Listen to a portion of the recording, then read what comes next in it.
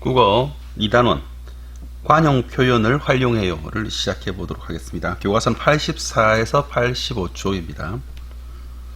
관용 표현을 적절하게 활용해 자신의 생각을 효과적으로 말해 봅시다. 되어 있습니다. 그럼 첫 번째, 이 관용 표현이 뭔지를 알아봐야 되겠죠? 근데 이번 단원에서 할 것은 이 관용 표현에 대한 건데, 관용의 원래 뜻은 뭐 허용한다, 포용한다. 그래서 윗사람이 아랫사람을 혹은 강한 자가 약한 자를 뭐 포용한다, 안아준다 이런 뜻인데, 근데 관용 표현이란 것은 뭐냐면 우리가 습관적으로 굳어져 가지고 익숙한 표현을 말하는 겁니다. 다시 한번 할게요. 습관적으로 굳어져서 익숙한 표현. 이게 잘못된 표현이 아니고 이게 효과적인 표현을 말합니다. 그래서 이건 정확하게 표현한 것보다는 그 상황에 맞게 효과적으로 표현했다라는 것이 맞는 거고요. 그래서 관용적인 표현이라고 하는 거는 이렇게 어떤 상황에 맞게 습관으로 굳어진 이렇게 익숙한 표현을 서로 씀으로써 표현 자체를 효과적으로 혹은 부드럽게 하는 것을 말하게 됩니다. 그러면 이제 여러분 교과서 85쪽에 있는 게 있는데요. 이제 친구들이 뭔가를 하면서 윤서는 평소에 발이 넓어. 우리 반 친구들뿐만 아니라 다른 반 친구들과도 두루 친하게 지냅니다. 그래서 정확한 표현으로 만약에 이걸 해석을 해버리면 발이 넓다는 말은 뭐 발의 크기가 크다 이런 뜻이거든요. 근데 이제 여기서 관용적인 표현으로 썼으면 발이 넓다는 것은 두루두루 친하게 지낸다. 발이 넓다라고 하는 것은 이쪽 모둠에도 가고 저쪽 모둠에도 가고 이런 활동을 하다 보면 왜 여기저기 이렇게 돌아다니지 않습니까? 여기저기 돌아다니려면 발이 이렇게 넓어야 돼요. 발이 넓어야 발이 넓다는 것이 그러니까 이제 빨리 가야 되겠죠. 빨리 가거나 아니면은 친구들이 있는 곳으로 가거나 뭐 옮기거나 이렇게 한 그 활동 자체를 발이 넓다라고 표현을 하는 겁니다. 발이 넓어서 친구들과 두루두루 친하게 지낸다. 지훈이는 어떤 일이든 짧은 시간에 해낸다고 칭찬해야겠어. 짧은 시간, 야 지훈아 너는 짧은 시간에 뭔가를 잘 해내는구나. 그거를 칭찬해야 되겠는데 어떻게 표현하면 좋을까? 그러니까 이 친구는 야 너는 빨리 이렇게 뭔가를 하는구나를 이렇게 칭찬하고 싶은데 그때 하는 방법이 뭘까? 짧은 시간에 뭘 한다. 여러분 혹시 짧은 시간에 뭘 해내는 것? 번갯불에 콩 구워 먹는다 이런 말 들어봤습니까?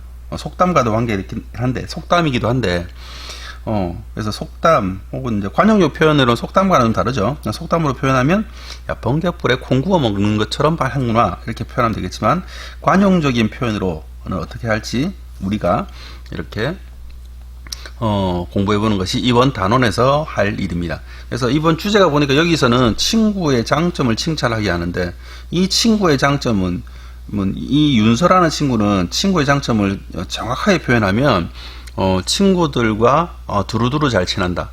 친구들을 가리지 않고 잘 친한다. 이렇게 할 수도 있지만 관용적인 표현을 하면 발이 넓어서라는 표현을 해서 보다 그것의 느낌을 효과적으로 전달하는 그런 과정을 거쳤습니다.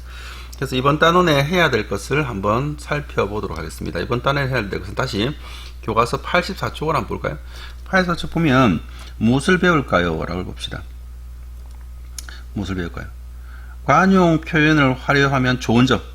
관용 표현을 하면 좋은 점 뭐라고 그랬습니까? 그러니까 우리가 관용 표현을 하게 되면 어떤 점이 좋으냐면 상황을 정확하게 표현해서 좋은 점만 있는 것은 아니에요. 정확하게 표현하면 이렇게 받아들이는 사람이나 혹은 말하는 사람이 좀 더 어색하거나 혹은 너무 직접적으로 표현해서 부담스러울 경우도 있습니다. 그러나 관용적인 표현을 쓰면 같은 표현이라도 좀 더 부드럽고 효과적으로 상대방에게 전달할 수 있고 또 다른 관용적인 표현으로 계속해서 표현할 수 있기 때문에 관용적인 표현을 잘 쓴다는 것은 표현할 방법이 많다. 표현할 방법이 다양하다. 그래서 같은 말이라도 좀 더 부드럽게 그리고 좀 더 효과적으로 쓸 수 있다는 점에서 관용적인 표현은 도움이 될 것입니다. 그래서 그렇다면 이제 여러 가지 관용적인 표현이 무엇이 있는지 살펴봐야 되겠죠? 살펴보고 그 다음에 이야기를 듣고 말하는 사람의 의도. 그러니까 관용적인 표현이라는 것은 정확한 표현이 아니라고 했어요. 정확한 표현이 아니라 효과적인 표현인데 말하는 사람은 효과적으로 표현했는데 듣는 사람이 그것이 효과적으로 듣지 못하면 어떤 상황이고 어떤 느낌이고 어떤 그 뉘앙스인지 모르기 때문에 관용적인 표현을 한 효과를 못 느끼거든요. 그래서 그 의도가 무엇인지 파악해 보는 겁니다. 그리고 생각이 효과적으로 드러나는 표현을 활용해 보면서 말해 보는 거죠. 알면은 또 써봐야 될 거 아닙니까? 써보는 것.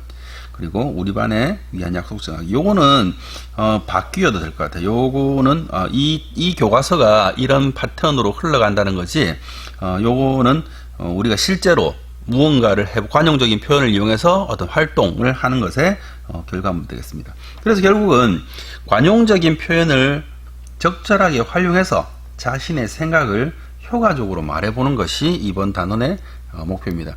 그래서 여러분 교과서 85쪽에 보면 항상 매 단원마다 나오는데 무엇을 알고 있는가, 관용적인 표현에 대해서 무엇을 알고 있는가, 그래서 무엇을 알고 싶었는가, 알고 싶은가, 관용 표현은 무엇을 알고 싶은가, 무엇을 하고 싶은가. 이것은 결국 이 단원 전체에 해당되는 거지만 다른 단원에서 똑같이 해당됩니다. 그래서 우리가 이제 먼저 하기 전에 관용적 표현을 할 때 주의점 몇 가지만 선생님이 얘기를 좀 해볼게요. 관용적 표현이란 것은 효과적으로 표현이 되면 참 좋지만 효과적으로 표현이 안 되면 상대방에게 오해를 살 수도 있습니다. 그래서 이제 이걸 그렇기 때문에 6학년에 2학기 때 이런 단원이 나온 거예요. 이제 관용적 표현의 주의점은 몇 가지가 있는데 첫 번째는 목적이나 상황을 고려해 줘야 돼요. 그래서 그 어떤 목적에서 쓸 건지 어떤 상황이나 쓸 건지 고려해 줘야 되고, 아까도 말했지만 정확한 표현은 아닙니다. 그렇지만 효과적인 표현이에요. 효과적인 표현. 그리고 사실 이건 일상생활에 많이 사용하는데 눈여겨 귀담아 듣지 않으면 그냥 놓치고 지나가는 부분이에요. 그래서 이건 사실은 관용적 표현은 우리의 또 문화가 담겨 있는 거거든요.